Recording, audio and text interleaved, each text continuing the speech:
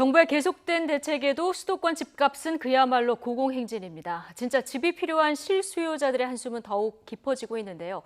문재인 대통령 어제 김현미 국토부 장관을 청와대로 불러서 긴급 보고를 받고 추가 대책을 지시했습니다. 이번엔 잡을 수 있을까요? 검언유착 수사와 관련해서 어제 추미애 장관이 지휘권을 발동하는 가운데 현재 서초동 대검찰청에선 전국 검사장 회의가 진행되고 있습니다. 윤석열 총장이 어떤 입장을 내놓을지 관심이 쏠리고 있습니다. 이종근, 최영일 두 분 시사평론가와 이야기 나눠보겠습니다. 어서 오십시오. 안녕하세요. 안녕하세요. 자, 어제 문재인 대통령의 국토부 장관 긴급 호출, 부동산 추가 대책 지시가 있었는데요. 노영민 비서실장도 솔선수범해서 자신의 집 한 채를 내놓겠다 이렇게 밝혔습니다. 처음에는 반포집을 내놓겠다는 보도가 있었는데 청주집으로 정정하는 해프닝도 있었습니다. 영상 보고 이야기 나눠보겠습니다.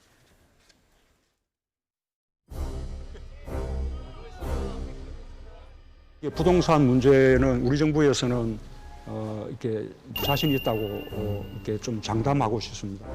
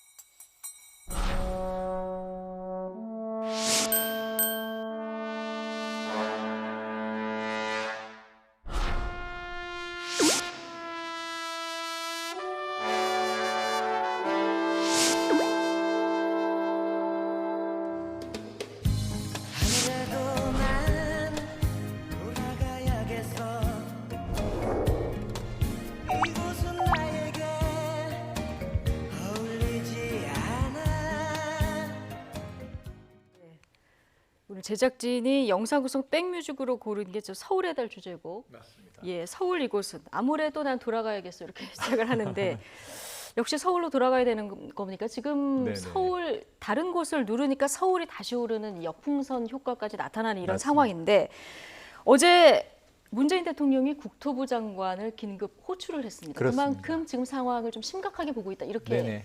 봐야겠죠. 아주 이례적인 일이죠. 그렇죠. 예, 이 장관, 특히 특정 부처의 장관을 청와대로 긴급 호출한다.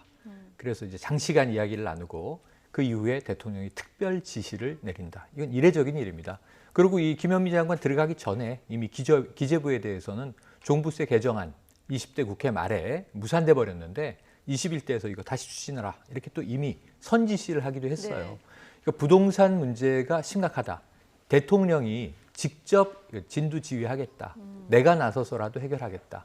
이 사실 발표된 특별 지시는 굉장히 원칙적인 얘기입니다. 예. 그러니까 실보유자, 네. 실거주자, 집이 한 채고 거기 살고 있는 그럼 누가 봐도 당연히 실소유하고 있는 분들은 오히려 부담을 경감시켜야 된다. 예. 다만 투기 세력들에게는 부담을 강화해서 투기를 뿌리 뽑아야 한다. 이제 이 간단한 원칙입니다. 예. 근데 문제는 이 경계선 해결이 안 돼서 이 난리가 나 있는 거예요. 실수요자는 어렵다. 집 사기가 왜 이렇게 힘드냐 그런 거고 투기 세력은 뭐 이제 언론이 카운트한 숫자로는 22번의 대책이 나왔다는 거잖아요. 그런데도 집값은 올라가고 있고 이것은 투기 세력이 주도하는 것이다. 이게 정부의 시각인데 못 잡으니까 올라가는 거겠죠. 예. 그러니까 이런 문제에 있어서는 이제 대통령의 대원칙은 아주 명확한 것인데 예. 문제는 이제 언제 국민들은 그 실효성을 체감할 수 있을까?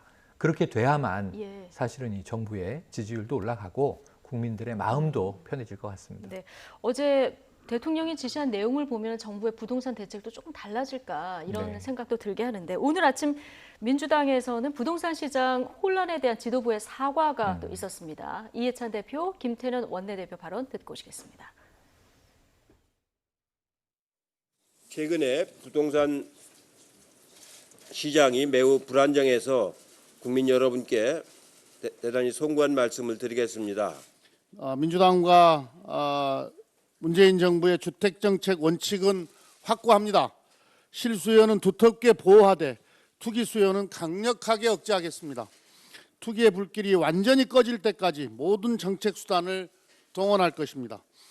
민주당은 지난해 12.16 대책과 올해 6.17 대책의 후속 입법을 서두르겠습니다. 종부세법 등 후속 입법을 7월 국회에서 추진하겠습니다. 보다 강력한 투기 규제 대책과 함께 실수요자를 대상으로 한 과감한 공급 대책을 정부에 요청합니다. 예, 이해찬 대표가 국민께 송구하다 지금 사과 발언을 했고요. 그리고 김태년 원내대표 얘기를 들어보면 어제 대통령이 종부세법 개정안을 최우선 입법 과제로 추진하라 이런 지시가 있지 않았습니까? 7월 중에 하겠다 이런 얘기까지 듣고 왔습니다. 네, 일단 이해찬 대표의 그 사과 발언은 예. 당에서는 사실상 이해찬 대표가 주도적으로 지금 부동산 대책과 관련해서 정부에 건의도 하고 또 정책 입법을 드라이브를 걸었습니다. 2018년도만 하더라도 거의 2주간 부동산 관련해서 거의 멘트가 쏟아져 왔고요. 또 꼭 우리가 부동산을 잡을 수 있다라고 자신했고, 그건 또 어떤 의미냐면 2005년도 참여정부에서 이 이해찬 대표가 총리 시절에 아예 부동산 관련해서 아예 정책적인 총기획자였어요. 예. 그러니까 노무현 대통령이 이해찬 총리의 힘을 실어줘서 부동산을 잡아라 해서 종합부동산 대책을 마련하고 이해찬 당시 총리가 직접 발표도 했거든요. 그리고 그때 2007년도쯤에 5년 후면은 강남 집값이 반값으로 떨어질 것이다라고 공언도 했고요. 예. 근데 그때 사실상 결과적으로는 잡지 못했습니다. 그리고 부동산 종부세도 도입을 했지만 종부세가 도입을 한 직후부터 3년 동안 열린우리당은 아예 연전연패를 해버려요. 중산층으로부터 등을 예, 돌리게 되고 부동산 문제 때문에. 예, 부동산 문제 때문에. 자, 그래서 이해찬 대표 같은 경우는 이번에야말로 그때 못했던 걸 완수를 하겠다라는 예. 의지가 굉장히 강하거든요. 네. 그렇기 때문에 일단 사과는 사과대로 하면서 김태년 원내대표의 어떤 표현이 두 가지가 동시에 나타나고 있다. 즉, 노무현 대통령 시절, 그러니까 참여정부 시절에 완수 못했던 종부세를 완수를 해서 부동산 문제에 완벽한 승리를 갖겠다, 정말 완수를 예. 하겠다라는 의미. 그 다음에 공급에 좀 초점을 맞췄다.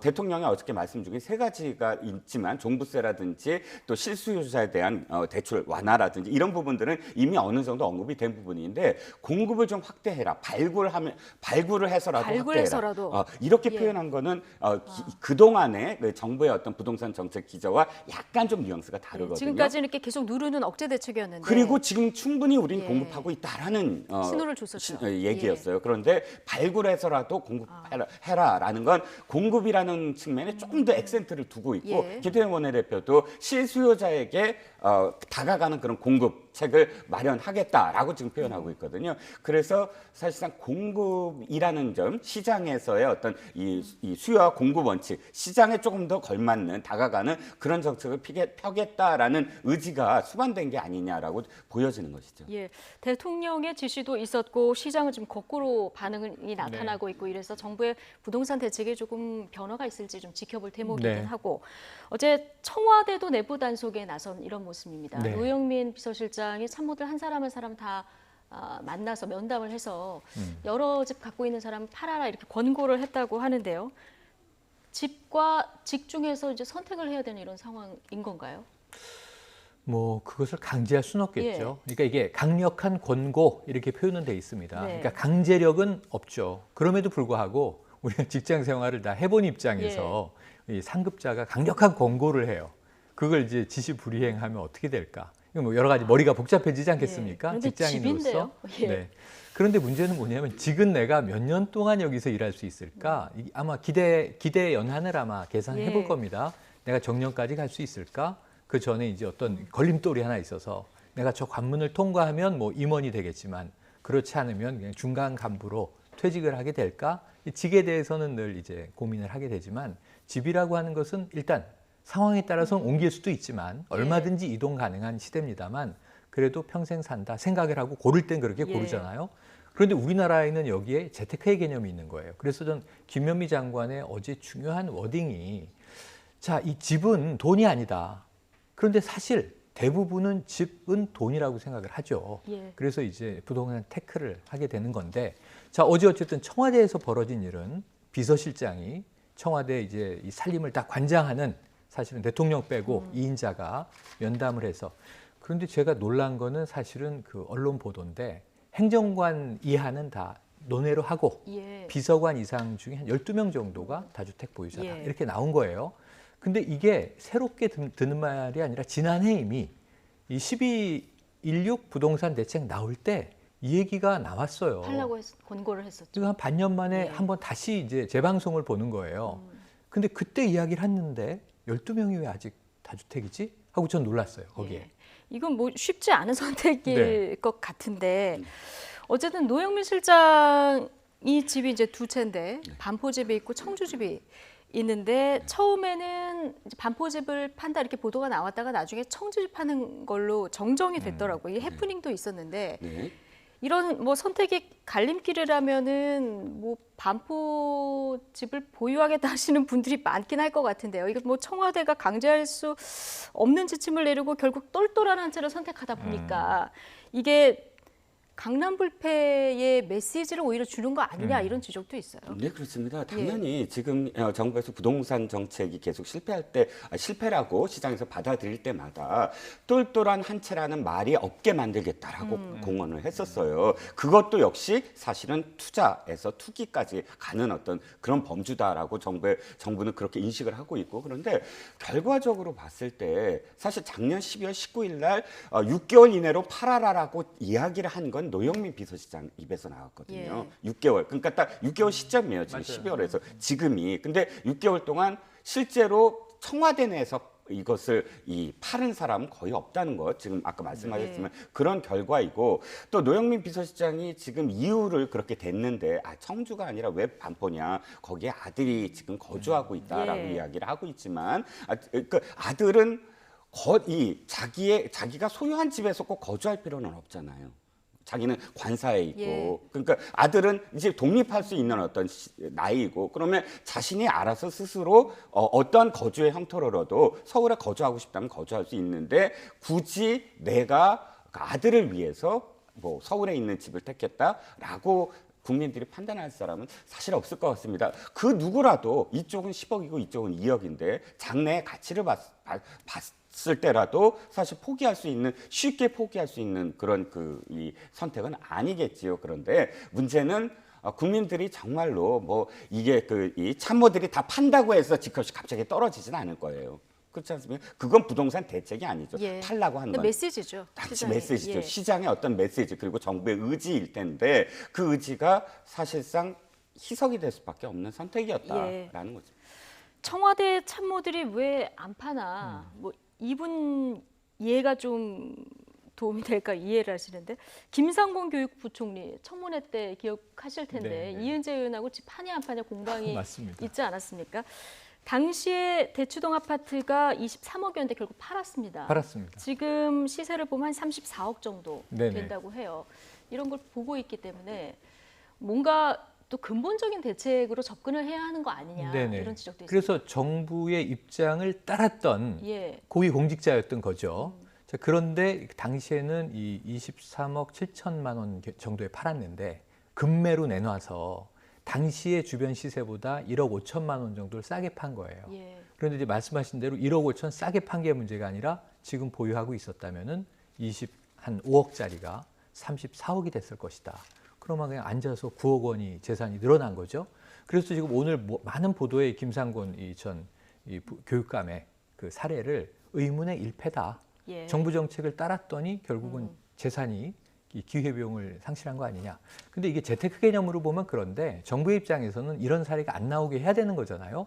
정부 방침을 따랐더니 손해를 봤다라는 이 결과가 남고, 정부 방침을 악착같이 안 따랐더니 결국은 안 따르길 잘했지, 이런 결과가 나면 큰일인데, 아까 청와대 참모들이 집을 팔아서 집값을 떨구는 효과가 있는 게 문제가 아니라 정부의 시그널이 국민들에게 일관적으로 전달돼야 국민들이 정부가 저렇게 하면 이렇게 되는구나 라고 믿고 따랐을 때 시장의 심리 효과가 집단적으로 이제 실제 효과로 발현되는 거거든요. 경제는 심리라는 얘기를 21세기 들어서 계속하고 있는데 문제는 국민들이 팔고 싶은데 팔아도 괜찮을까 하는 불안 심리에서 예. 확신이 없다는 거예요.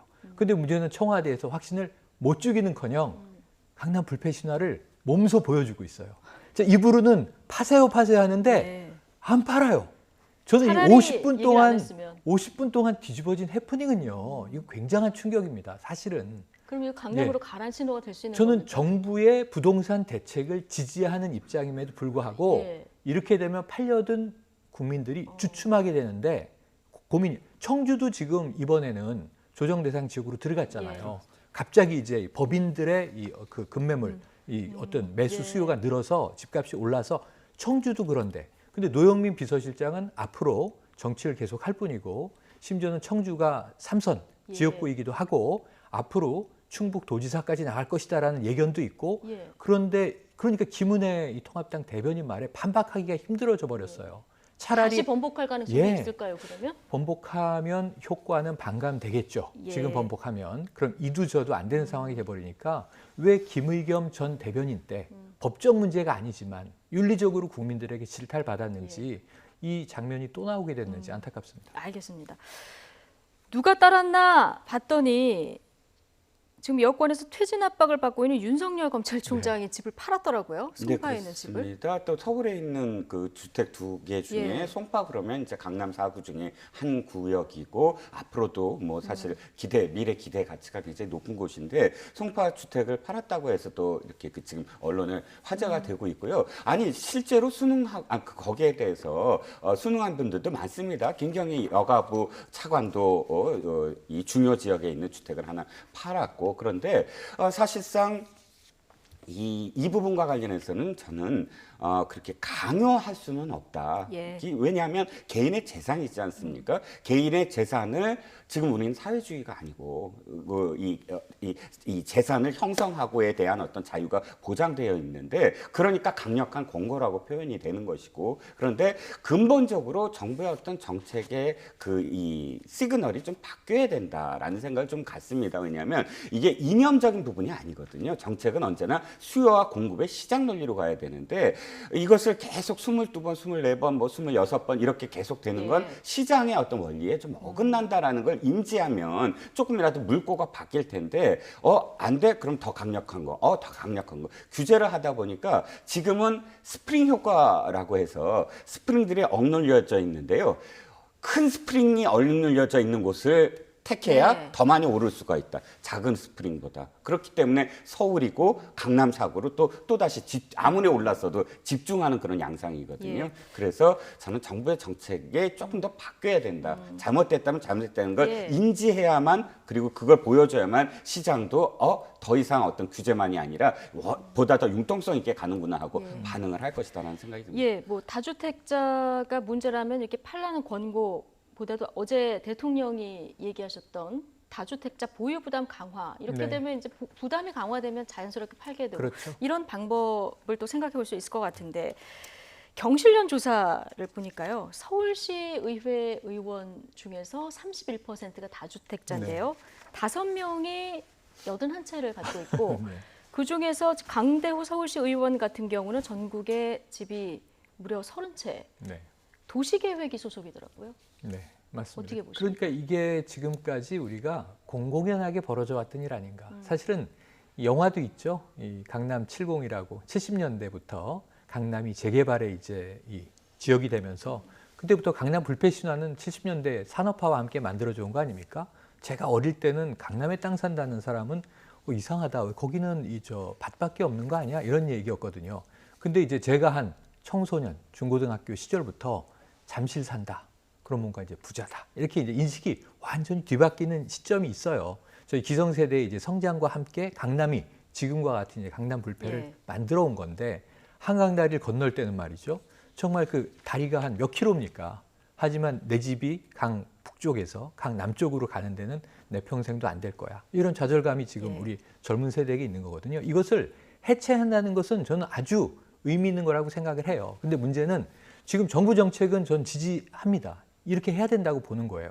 다만 그럼 더 강력한 게 나와야 되는데 이번 정부가 강력해 보이죠. 의지로는. 안 강력한 게 있어요. 보유세를 결국 못 건드리고 있잖아요. 마지막 카드로 가지고 있잖아요. 그 종부세 정도는 이야기가 그거는 나옵니다만 마지막 카드로 가지고 있어서 못 건드리는 겁니까? 안 건드리는 겁니까? 그 두 가지가 다 의미가 네. 있다고 보는 거예요. 자, 그런데 그 문제는 이제 가야 할 길은 방향이 쭉 있는데 문제는 뭐냐면 정부가 여기서 정책적으로 풀 수 있는 이평론가님 말씀에 동의가 되는 다른 해법들이 있다는 거예요. 예. 저는 포스트 코로나를 강조하는 이 문재인 정부에서 포스트 코로나에서 굉장히 의미 있는 현상들이 있어요. 뭐냐면 이제 우리가 네. 집콕족, 뭐 네. 홈트족 하면서 집의 가치가 높아졌는데 이런 부분에서 SK나 삼성 같은 대기업들이 스마트 오피스를 시작을 합니다. 예. 그러니까 출퇴근 거리 1시간씩 되는데 힘들게 대중교통으로 오가지 말고 감염 위험도 있고 집에서 15분, 20분 이내에 오피스에 출근해서 일하시고 웬만하면 재택근무하세요. 이렇게 되면 이제 집에 환경이 좋은 곳을 찾게 되니까 분산 효과가 생기지 않겠는가. 이런 그렇죠. 것들을 좀 종합적으로 좋은 활용해 보자. 환경에서 살고 싶은 거는 네. 뭐 인간의 욕구니까요. 예. 예. 근데 지금 이 기사에 참 그냥 지나갈 수 없는 게 예. 서울시 서울시 의회. 의원들 예. 중에 31%가 다주택자다. 네, 네. 이래서 비난하고 끝나면 이 기사는 아무 의미가 없습니다. 근데 예. 굉장히 유의미한 게 이미 이전부터 지방의회 의원들 중에 개발업자들이 굉장히 많다. 네. 그래서 실질적으로 이 개발과 관련돼서 이건 상당 부분 수치가 확인이 된 겁니까? 네네, 어느 그렇죠. 정도 또 예. 이미 지방자치단체 초기 때부터 이것은 굉장히 많이 문제가 됐었어요. 그렇군요. 근데 또다시 지금 문제가 된 게 강대호 의원, 시의원이나 이정인 시의원 같은 경우 84채, 그리고 30채와 21채입니다. 그런데 왜 이렇게 많이 갖고 있냐면 임대 사업자예요.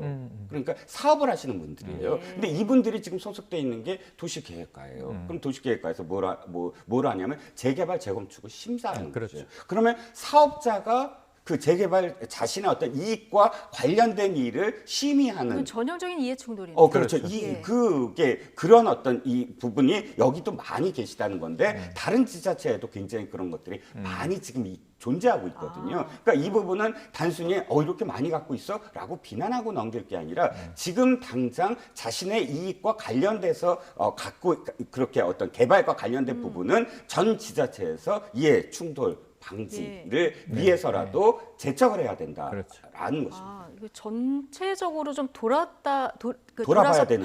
볼 필요가 있는 이런 부분이군요. 예, 알겠습니다. 어쨌든 지금 부동산 시장 혼란의 야권의 비판도 상당한데요. 통합당 아니고 정의당 심상정 대표, 정부가 정책 실패를 인정하고 국민에게 사과해야 한다 이렇게 어제 촉구를 했었죠. 이 목소리 듣고 오시죠. 김현미 국토부 장관은 엊그제 열린 국회 예결특위 질의에서 정부의 부동산 정책이 실패한 것 아니냐는 지적에 아니다. 정책은 다 종합적으로 작동되고 있다고 답했습니다. 치솟는 집값에 고통받는 서민들에게는 분통이 터질 이야기입니다. 이제 정부의 부동산 정책은 더 이상 신뢰를 잃었습니다. 정부는 지금까지 부동산 정책의 실패를 인정하고 국민들에게 사과해야 합니다. 그래야 부동산 가격 폭등을 막고 주거 안정을 이룰 수 있는 정책의 근본적 전환이 가능할 것입니다. 예. 김현미 장관이 얼마 전에 정부의 부동산 정책이 네네. 종합적으로 작동하고 있다 이런 얘기를 했습니다. 아마 이 부분에 대한 답이 아닌가 싶은데요. 국회에서 그런 이 답을 분명히 했죠. 그래서 그게 언론의 회자가 됐는데 앞뒤를 보면 뒤에 설명을 제가 붙여드릴게요. 이 지금까지 낸 대책 중에 시행되고 있는 것도 있고 아직 시행되지 않은 것도 있습니다. 사실은 조금 이제 중장기적인 것도 있어요. 지금 대통령은 발굴해서라도 공급하라. 발굴해서 공급하는 안도 이미 냈습니다. 지난해 예. 미니 신도시 나왔잖아요. 근데 이게 한 시간은 10년 이상 걸리는 일입니다. 그러니까 이제 단기, 중장기 대책들이 다 포함되어 있는데 시행되고 있는 것도 있고 시행되지 않는 것도 있고 종합적으로 작동하고 있다는 말에서 이 결론은 뭐였냐면 김현미 장관은 시간이 좀 더 필요하다. 효과가 나기까지 시간을 좀 가지고 기다려달라였어요. 근데 심상정 지금 이 전 대표 같은 경우가 지금 한 가지 워딩을 언론에서 가장 많이 인용한 거예요. 종합적으로 잘 작동하고 있다. 그게 김 장관의 결론은 아니에요. 분명히 지금 이 미진한 부분에 대해서는 알고 있고 그래서 오늘 이제 정부는 아직 아니지만 민주당이 사과를 한 거잖아요. 민주당이 사과했다는 건 정부도 같은 맥락이지. 예. 민주당은 사과하는데 뭐 김현미 장관은 아니다, 난 사과 못한다, 잘 되고 있다, 그럴 리는 없거든요. 그러니까 지금 실패를 인정한다. 근데 이 정의당에도 전 한 가지를 더 요구드리고 싶은 게 정의당과 통합당이 같은 야당이지만 규모도 다르고 정책의 노선 방향이 다 다르지만 컨텐츠를 좀 내주셔야 돼요. 그러니까 예를 들면 아까 사과하고 실패를 인정해야 주거 안정이 이루어진다? 그 중간에 뭐가 빠졌잖아요. 어떻게 해야가 없잖아요. 정의당은 항상 컨텐츠를 내는 정당이었어요. 정의당은 보유세 계속 인상해야 된다 네, 이 네. 얘기를 지속적으로 그게 이제 하고 있지 가장 않습니까? 강력한 예. 부분이에요. 그러니까 이제 그게 이제 깔려 있다고 전제를 하고 다시 한번 강조하고. 네, 강조를 예. 하고 그래서 그런 부분들에 대해서는 정부와 컨텐츠를 가지고 예. 정책 협의들을 해야 하는 곳이 국회인데 지금 국회가 아직까지도 좀 제대로 열리지 못해서 이런 부분들에 대해서는 국토위에 통합당도 뭐 다음 주에는 들어오지 않을까 기대를 예. 해보는데 조금은 치열한 토론을 통해서 대안을 제대로 된 네. 대안을 마련해야 된다. 대안을 뽑는 쪽으로 가야지 예. 지금 비판 자체는 전 이 정도면 뭐 정부는 알아듣지 않았을까 하는 생각을 해봅니다. 어제 대통령 지시가 있었고 그럼 앞으로 부동산 대책이 어떻게 가는 것이 맞는지 저희가 뉴스 후반부에는 또 부동산 전문가 연결해서 알아보는 시간 지금 박광렬 앵커가 열심히 준비하고 있습니다. 이따 알아보도록 하고요. 최근 여론을 그런데 보면요. 대통령 지지율이 50% 긍정평가가 50% 밑으로 떨어졌는데 특히 지지층인 30대 그리고 수도권에서 많이 빠졌어요. 이 부동산 이 문제의 영향이 좀 크다고 봐야 될까요? 네, 부동산 문제가 그러니까 30대가 언제나 가장 튼튼한 그 지지층이었어요. 40대 뭐 20대 마찬가지지만 그 중에서도 30대는 한 번도 흔들림이 없이 이 추세선으로 지지를 해왔거든요. 근데 저는 앵커님이 말씀하신 부동산 문제는 낙타의 마지막 한 짐이었다. 그러니까 낙타의 마지막 한 짐 때문에 무너진 것이 아니라 그동안 쌓아왔던 것들 때문에 사실 50%대가 무너졌다고 봐야 되는데 이 시간대를 한번 그러니까 이 5월 4주차부터 7월 1주차까지의 어떤 흐름을 한번 그래프로 아까 보여주셨나요? 다시 한번 볼까요? 보여주시면 자 보시죠. 6월 2주차까지의 그 지지율이 58%입니다. 5월 4주차에서 2월 2주차까지 사실 1%포인트밖에 안 떨어졌어요.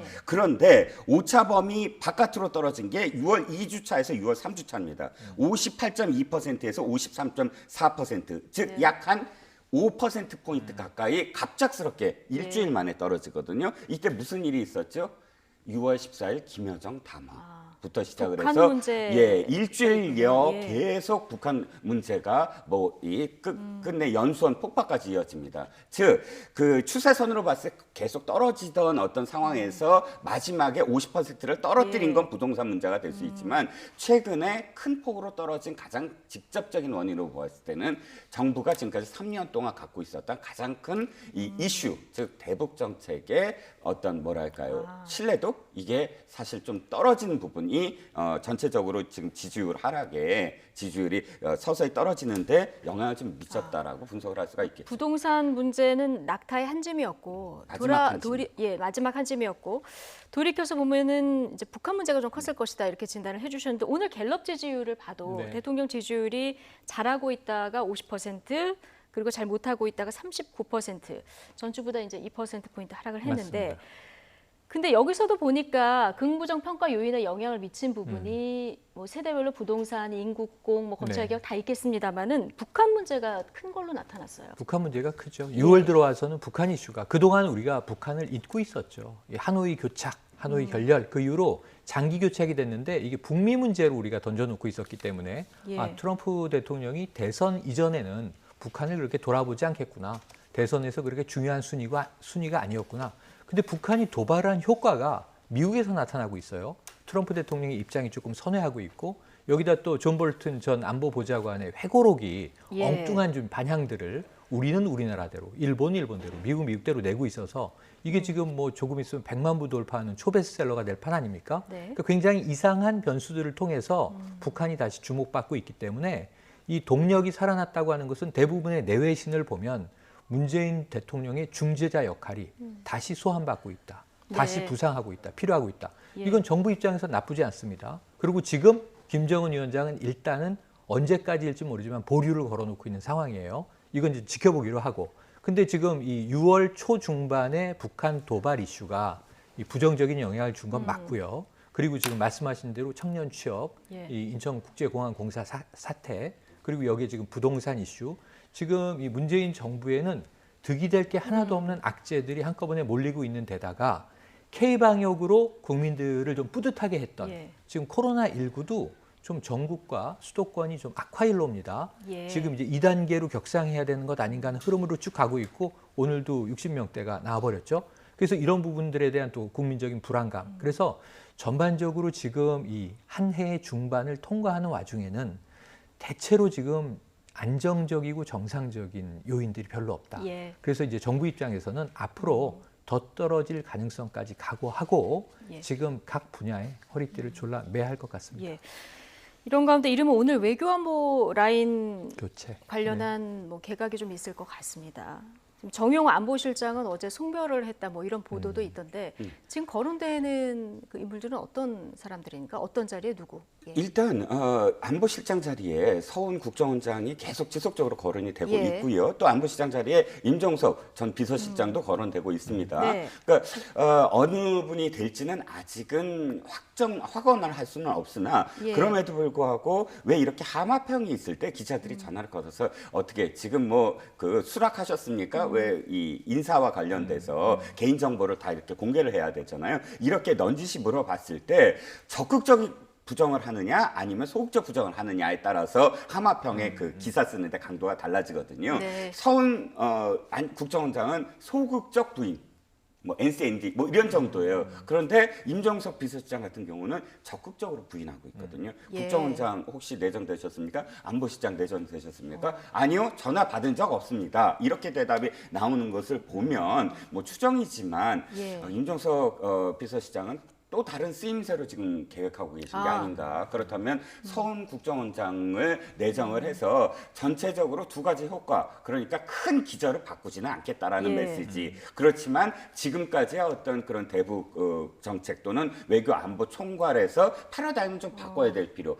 크게 바꾸지 않지만 그래도 기저는 이어가지만 바꾸긴 바꿔야 되겠다면 그래도 함께 계속 호흡을 맞췄던 서훈 국정원장이 안보실장을 가는 것으로 그 문제를 해결하지 예. 않을까. 지금 상황에서 하는 생각이 가장 유력한 거는 서훈 안보실장 그리고 이인영 통일부 장관. 네네. 통일부 예. 장관은 이인영 통일부 장관은 거의 내정된 거 그런 것 같고요. 네네. 그리고 임종석 전 비서실장은 또 다른 쓰임새가 있을 것이다. 예, 이건 발표가 나는 대로 좀 지켜봐야 될 것 같고요. 저희가 발표 나면 당연히 속보로 전해드리니까요. 예, 다음 주제로 넘어가 보겠습니다.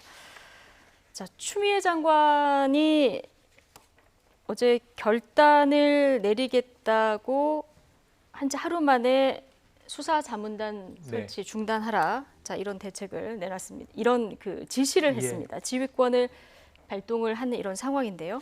오늘 검찰의 어찌 대검이 자문단 소집은 안 하겠다라고 하고 더 이상 명확한 입장은 안 냈거든요. 맞습니다. 그리고 지금 이 시간 검사장 회의가 진행되고 그렇습니다. 있습니다. 이 의도는 뭘까요? 지금 오전에는 이제 고검장 회의, 예. 오후에는 지검장 회의, 어쨌든 전국 검사장들을 다 모아서 지금 이제 검찰에서 회의가 오늘 연속으로 이루어지고 있는 상황이에요. 지금 이것도 사실은 비공개입니다. 다만 이제 어제 나온 이야기는 검찰 흘러나온 전언은 자, 지금 이 법무부 장관이 사상 두 번째 15년 만에 지휘권, 검찰총장에 대한 지휘권을 공식적으로 행사를 했습니다. 네. 이것을 검찰은 어떻게 받아들일 것인가? 이게 오늘 회의의 대주제일 것 같아요. 그러니까 이것을 어제 당연히 받아들였다고 생각을 했고 어제 외부 자문단, 전문 자문단의 오늘 예정 회의를 중단했단 말이에요. 그러면 이제는 지휘권이 작동되고 추 장관이 개입한 부분으로 검찰총장이 끌어가겠구나. 네. 근데 그게 아니고 수용한 걸로 보도가 됐었죠. 네. 예. 그런데 이제 수용이 아닐 수도 있다. 오늘 검사장 회의 내부가 상당히 치열한 것으로 지금 이야기가 흘러나오고 있습니다. 검사장급이면 이제 고위인데 검찰 고위 간부들인데 그 안에서도 총장이 좀 빌미를 제공한 것 아니냐. 혹은 추 장관의 지금 이 지휘권 행사는 범위를 넘어섰다. 고로 월권이고 위법하다. 이런 얘기까지 또는 검찰총장의 거취도 가감없이 논의가 되는 것 같아요. 어찌 보면 이제 검사장들이 여러 가지 이제 고언들을 하겠죠. 검찰 조직의 미래를 위해서. 그래서 지금 어떤 이야기로 결론이 내려질지는 발표를 기다려보지 않으면 사실은 지금 이런 치열한 상황에서는요. 어느 쪽으로 흐를지 사실은 딱히 판단하기는 쉽지 않습니다. 예, 그래서 오늘 이 검사장 회의가 굉장히 주목되는 이런 상황인데 어제 추 장관 공문을 보면 지시가 두 가지입니다. 네. 첫 번째 1항이 전문 수사 자문단 열지 말라 이거였고요. 2항이 중앙지검이 이제 독자적으로 수사를 하고 그리고 검찰총장에게는 결과만 보고해라 그렇죠. 이런 지시가 있었습니다. 근데 1항은 지금 일단 전문수사 자문단은 보류, 오늘 안 열기로 했고요. 지금 2항 총장 수사지휘 배제가 타당한 지휘권인가 여기에 대해서 좀 해석이 분분한 상황이라 오늘 아마 이 부분에 대한 그 검토가 주 내용이 되지 않을까요? 네, 그렇습니다. 예. 사실상 2005년도에 첫 번째 그 천정배 장관이 이 수사지휘권을 네. 처음으로 역사상 처음으로 수사지휘권을 발동을 했습니다. 그때도 김종빈 검찰총장이 뭐 고검장 회의는 아니지만 대검 간부회의를 확대 간부회의를 열었습니다. 그리고 거기서 이 사안을 어떻게 검찰에서는 받아들일 것이냐라는 어떤 회의를 했거든요. 네. 그리고 자신의 거취를 그때 이제 결정을 했습니다. 사표를 던지는 네. 걸로 회의를 통해서 지금도 어떤 의미에서는 같은 그런 상황이겠고요. 그때도 회의 내내 그러니까 수사 지휘서를 놓고 이것이 검찰의 중립성을 훼손하는 것이냐? 아니냐를 놓고 굉장히 회의를 했던 것 같아요. 즉 오늘 회의에서도 아마 수사지휘서 지금 앵커님께서 네. 말씀하신 이 두 가지 문제를 예. 놓고 이것이 앞으로의 지금 당장 윤석열 검찰총장의 어떤 뭐 지휘 이런 게 문제가 아니라 그 검찰청이 존재하고 또 검사들이 하나의 어떤 독립된 관청으로서 중립성을 계속 유지하는데 이것을 받아들이는 것이 이 적당하냐, 적절하냐에 대한 여부. 특히나 예. 두 번째가 그렇습니다. 아마도 계속 이것 때문에 말이 많을 것 같은데요. 검찰청법에 좀 서로 배치되는 부분. 검찰청법에 따르면 7조 검사는 소속 상급자의 지휘감독에 따른다. 또 12조는 검찰총장은 검찰청 공무원을 지휘감독한다. 이 두 가지 사안과 지금 수사지휘서에 있는 대검찰청의 지휘감독을 중지하라라는 것은 서로 배치가 된다라는 것 1. 그다음에 개별 사건에 대해서 그러니까 8조가 법무부 장관은 검찰총장만을 지휘 감독하는데 개별적인 사건에 대해서 하라는 그런 문구가 있거든요. 그것을 법조계에서 해석하는 건 어떤 사건에 대해서 기소 여부나 구속 여부 이런 구체적인 사안과 관련해서 지휘 감독을 하는 것이지 이건 절차적인 문제. 그러니까 1항은 절차적인 문제고 네. 2항은 원래 검찰총장이 지휘 감독하게 돼 있는 것을 지금 빼앗는 거 아니냐. 그러니까 이게 배치되는 거 아니냐. 아마도 오늘 지금 계속 이어서 그 검사장들이 회의를 통해서 서로 난상 토론을 벌이는 게 이 2항을 놓고 말씀하셨듯이 예. 이것이 적법하고 적절하느냐에 대한 토론을 하고 있는 것으로 보입니다. 네, 오늘 그래서 오전 오후 쭉 이제 회의를 한 결과 내부 의견을 모으지 않겠습니까? 네. 여기서 이제 법무부 장관의 지시를 다 수용하자 이렇게 결론이 날 수도 있고 네네, 또 그렇죠. 아까 말씀하신 뭐 거취 문제가 거론될 수도 네. 있는데요. 어떻게 흘러갈 거라고 그런데 생각하십니까? 이게 첫 번째 2005년, 15년 전의 전례가 이 검찰의 스타일이에요. 제가 보기엔 딱 뭐냐면 예. 법적 권한으로 행사된 지휘권이기 때문에 수용한다. 그런데 검찰 조직의 입장은 이것은 부당하다고 생각한다. 검찰의 독립성에 상처를 줬다는 거죠. 그래서 모욕감을 느낀 거예요. 예. 가로 열고 가로 예. 닫고. 그래서 김종빈 검찰총장은 직을 놓고 난 나온다. 이렇게 된 거예요. 근데 지금은 이제 어떤 거냐면 같은 맥락인데 지금 검찰의 입장에서는 이건 법에 있는 8조에 있는 검찰청법에 이 지휘권이 발동된 거기 때문에 받아들였고 어제 첫 번째 것은 멈추지 않았습니까?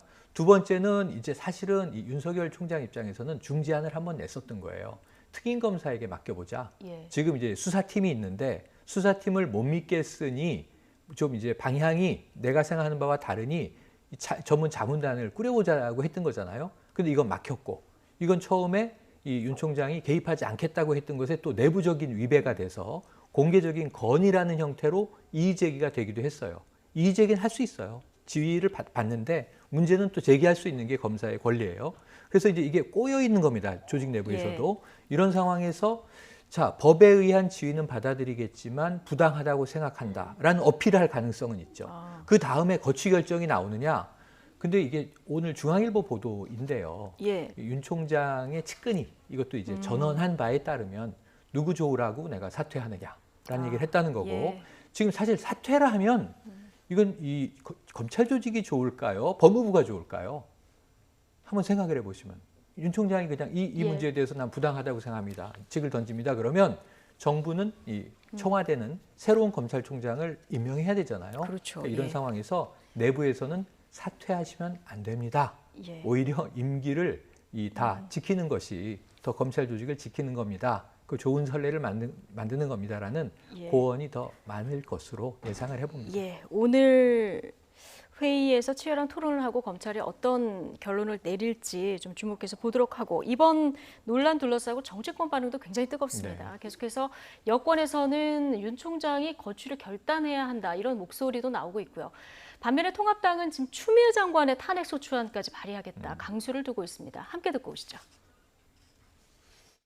윤석열 총장이 지금까지 국회에 답변해온 그러니까 나는 사람에 충성하지 않고 조직에 충성한다라고 하는 그런 이 소신과 원칙을 지켜나간다면 그런다면 일테면은 이 측근을 위해서가 아니라 자신이 충성해온 조직을 위해서 이 결단을 해야 되는 것 아닌가 이렇게 생각을 합니다. 알겠습니다. 자신의 표현을 빌리면 수사 지휘랍시고 하는 추미애 장관의 언사와 행태가 너무 도를 넘었습니다. 저는 정권의 광기마저 느끼고 있습니다. 도대체 전 국민이 보고 있는 가운데 공권력의 상징인 법무부 장관을 수사 지휘랍시고 이렇게 모욕하고 구박하고 쫓아내려고 안달을 하고, 또 지휘체계 내에 있는 서울중앙지검장은 들이받고, 이게 도대체 21세기 대한민국 민주주의 법치주의 국가 대한민국의 모습이 맞습니까? 네, 지금 여야 입장 다 듣고 오셨는데 정권의 광기마저 느껴진다. 지금 주호영 원내대표는 이런 표현까지 썼습니다. 그리고 해임 건의안 넘어서 탄핵 소추안까지 발의하겠다라고 얘기했는데 할까요? 탄핵 소추안이라는 건 굉장히 사실 엄중해야 됩니다. 탄핵이라는 말 자체도. 그렇죠. 그러니까 실질적으로 무엇인가가 위배됐어. 법에 위배되는 그런 행위가 있어야만 가능합니다. 그래서 현재 요건으로는 소추 발의는 가능하겠죠. 왜냐하면 3분의 1이니까 104명이니까 소추 발의 가능합니다. 그럼 재적응 가반이 가능할까요? 그래야 소추가 되는 거거든요. 그렇죠. 거기서 통과가 안 될 가능성이 큽니다. 그런데 결정적으로는 또다시 국민들은 헌법재판소를 바라봐야 돼요. 한 몇 개월을. 거기서 또 이것을 갖고 이야기하면서 또 찬성 반대파 거기서 시위 벌이고, 이건 정말 갈등 비용을 우리가 그대로 또 지켜봐야 되는 것이거든요. 그런 이 과정을 우리가 겪어야 되느냐? 그러니까 그러니까 통합당 입장에서는 이 탄핵이라는 말을 언급함으로써 어쨌든 엄중하게 추미애 장관이 너무 정치적 행보를 보이고 있다라는 것에 대한 경고를 하는 그런 수준이 아니겠느냐. 경고 수준의 발언. 물론 앞으로 상황이 어떻게 될지 몰라서 정말로 이 탄핵 소추 발의를 할지는 모르겠습니다만 현재 상황에서 윤석열 총장의 거취도 아직 확정이 안 됐고 검사장 회의를 하고 있는데 오늘 내로 무슨 탄핵 소추를 한다? 이건 아닐 것 같고요. 아마도 좀 더 지켜봐야 되지만 통합당으로서는 굉장히 계속 앞으로 정치적인 어떤 공격을 할 수밖에 없는 그런 상황이 아닐까 싶고요. 여당의 윤호중 의원 법사위원장입니다. 맞습니다. 결단을 해야 되는 것 아닌가? 자, 이런 발언을 했는데 여기에 대한 또 해석이 분분하더라고요. 해석이 분분하죠. 저는 아직 결단은 추미애 장관도 엊그제 법사위에 나가서 결국은 이제 결단, 지금까지는 지켜봤지만 이제 결단해야 될 때가 오면 결단하겠다. 그리고 그 다음 날 지금 지휘권 발동한 거거든요. 그러니까 이때 결단은 지휘권으로 해석을 해도 무방해요. 이미 흘러간 상황은. 그런데 또 윤호중 법사위원장이 결단을 이야기했는데 이 결단이 뭐 거취, 영퇴 이런 부분보다는 저는 이 결단은 좀 다른 결단일 것 같아요. 우리가 지금 힘 대 힘의 법무부 대 검찰, 추미애 대 윤석열 지금 이런 충돌을 자꾸 보는데 이것 너무 원초적인 상황이에요. 아니 두 분이 만나서 티타임 하면서 현안을 머리를 맞대고 풀어봅시다. 법무부 장관과 검찰총장이 다 장관급입니다. 그러면 이걸 못 풉니까? 윤석열 총장이 일전에 얘기했던 나는 조직에 충성하는 사람이다. 사람에게 충성하지 않는다. 이 조직이 검찰만 조직이에요.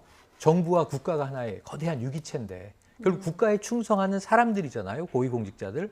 저는 절충안이 있는데 강대강 폭주기관차 얘기를 아까 주호영 원내대표가 있었죠. 그리고 이 결단은 뭐냐면 개혁과 협력이 결단이다. 이렇게 생각을 해봐요. 문재인 대통령이 반부패 정책 협의회에서 네. 두 사람에게 법무부와 검찰이 협력해서 국민들이 인권 수사의 원년을 체감할 수 있도록 개혁의 속도를 내달라. 이게 대통령 주문이에요. 그것을 두 사람이 함께 하는. 사퇴하라 이런 압박까지 가는 건 무리다. 네, 예. 그것은 그 다음 수순이 되겠죠. 예, 그런데 뭐 그렇게 해석하는 사람들도 또 일면 있죠. 있어서 만약에 검찰총장 임기 2년 내년까지인데 만약에 사태가 계속 악화되면은 문재인 대통령이 결단할 가능성도 있을까요? 근데 이제 두 가지, 그러니까 세 가지 방법이 있어요. 네. 하나는 짧게 보직 박탈, 그다음에 네. 검사직을 박탈하는 것, 그다음에 마지막으로는 탄핵. 두 가지가 이제 대통령이 할 수 있는 건데 네. 그 검찰총장을 박탈하는 거나 검사직을 파면시키는 건 두 가지 다 대통령한테는 굉장히 부담이에요. 예. 왜 손에 묻혀야 되거든요. 네. 그러면 결정적으로는 윤석열 지지도가 확 높아가고 그만큼 정권은 정치로서는 부담이 될 거다. 그러니까 계속 사퇴 압박을 넣는 이유가 바로 문재인 대통령의 부담이 안 가게 만들어주는 그런 상황을 지금 연출하는 게 아닌가 싶은 거고요. 알겠습니다. 오늘 오후에 이 서초동에서도 여러 가지 속보가 전해질 것 같습니다. 오늘 두 분 말씀 여기까지 듣겠습니다.